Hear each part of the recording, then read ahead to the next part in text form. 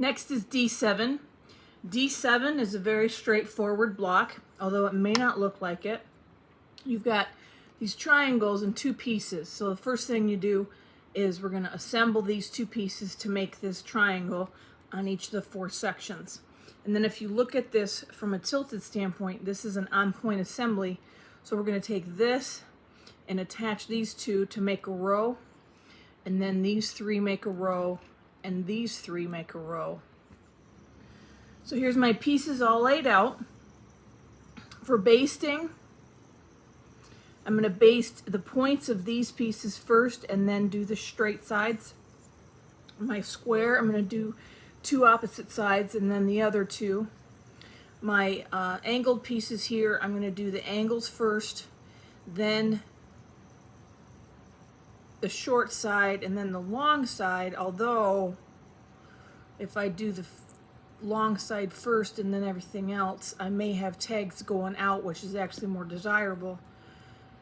So my triangles, yeah, I'm going to do that. So I'm going to do this first, and then I'll do these three so that the tags go towards the sashing, which will also let me do the triangles where I do the hypotenuse first and then the legs of the right triangles, so the tags continue to go away from the center. So the first thing I'm going to do is take these pieces and baste them and connect them to make the triangles. So I've got my triangle pieces basted. All my tags are going to go towards the sashing. So let me get these sewn together next. So I've got all four of my triangles formed here. The next thing is to assemble this row. I'm going to baste this piece, and then I can sew these other two onto it. Okay, so I've made these into a row. I've used my purple thread where the purples touch each other and black thread where the black and purple are. So that's what it should look like right now. I'm going to set this aside.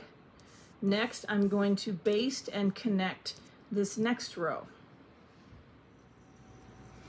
So I've assembled this second row, and now I'm going to attach it to the first one. So I put these two rows together, and this is what yours should look like. I'm going to set this aside, and I'm going to make this into a row. So I've assembled this other section into a row, and now I'm going to connect this to the other two.